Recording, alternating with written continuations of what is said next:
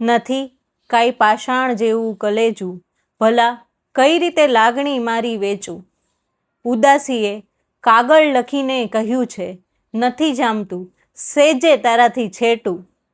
અગર હાથ આવે જો પુસ્તક એ તારું વિધાતા, ગરીબી લીટો મારીને છેકું અને જગત શેઠનો ભેટો થાશે મને તો, પગે નહીં હું લાગુ ખભે હાથ મેલું.